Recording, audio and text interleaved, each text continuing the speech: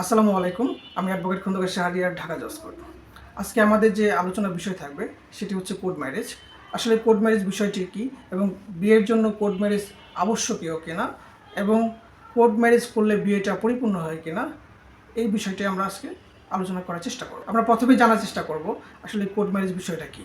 Court marriage বিষয়টা হচ্ছে যে একজন ছেলে এবং একজন মেয়ে কোর্টে গিয়ে প্রথম শ্রেণীর ম্যাজিস্ট্রেট কিংবা নটারি পাবলিকের সম্মুখে 300 টাকার স্ট্যাম্পে যখন বিয়ের কোনো ঘোষণা দেন, সেটাকে আমরা সাধারণত কোর্ট ম্যারেজ হিসাবে বিবেচনা করি। আসলেই কোর্ট ম্যারেজটা কি বিয়ের ক্ষেত্রে আবশ্যকীয়? না।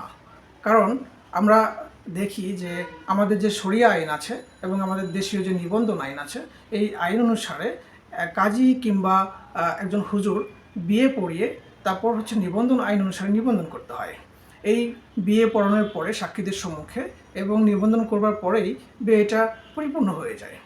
কিন্তু কোর্ট ম্যারেজের বিষয়টি আমাদের দেশীয় আইন কিংবা শরিয়া আইনে কোথাও এর বাধ্যবাধকতা নেই। তবে আপনি বিয়ের যে পদ্ধতি আছে, পদ্ধতির পরবর্তীতে আপনি কোর্ট ম্যারেজ করে রাখতে পারেন, অর্থাৎ একটা হলফনামা সম্পূর্ণ করে রাখতে পারেন। এতে আপনার কোনো অসুবিধা নেই। তবে যেইখানে মেইন সমস্যাটা হয় যে ছেলে মেয়েরা তাদের বাবা মার অমতে কোর্টে গিয়ে এই 300 টাকার একটি স্ট্যাম্পে বিয়ের হলফনামা সম্পূর্ণ করে তার মনে করে বিয়েটা সম্পূর্ণ হয়ে গেছে। এটা একটা সম্পূর্ণ ভুল ধারণা। কারণ আপনি এই হলফনামা দিয়ে আপনার বিয়েটাকে প্রমাণ করতে পারবেন না, কিংবা এটা বিয়ের সঠিক পদ্ধতিও না।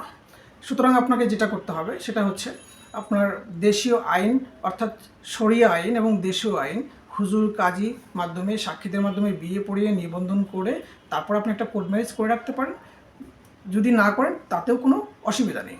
কিন্তু যদি আপনি শুধু কোর্ট ম্যারেজ করেন, তাহলে পরবর্তীতে আপনাকে যেটা প্রবলেম ফেস করতে হবে সেটা হচ্ছে যে বিয়ে সম্পর্কিত যতগুলো আইনগত জটিলতা আছে, যেমন স্বামী এবং স্ত্রী পরস্পরের সম্পত্তির উত্তরাধিকার হবেন, দাম্পত্য পুনরুদ্ধারের অধিকার, কিংবা দেনমোহরের যে প্রশ্নগুলো যখন আসবে, তখন কিন্তু আপনাকে অবশ্যই প্রমাণ করতে হবে যে আপনাদের মধ্যে একটি সঠিকভাবে বিয়ে সম্পন্ন হয়েছে এরকম একটা বিষয় কিন্তু আপনার প্রমাণ করতে হবে। অর্থাৎ আপনাকে কাবিননামা দেখাইতে হবে।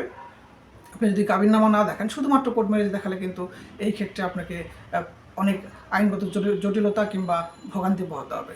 সুতরাং বিষয়টা হচ্ছে এরকম যে আপনাকে শরিয়া আইন এবং নিবন্ধন আইন অনুসারে নিবন্ধন করবার পরবর্তীতে আপনি একটা কোর্ট ম্যারেজ করে রাখতে পারেন। কোর্ট ম্যারেজ না করলেও কোনো অসুবিধা নেই। তবে শুধুমাত্র কোর্ট ম্যারেজ করলে আপনার বিয়েটা পরিপূর্ণ হবে না এবং আপনার হচ্ছে যে আপনি বিভিন্ন আইনগত জটিলতার পরবর্তীতে সম্মুখীন হতে পারেন।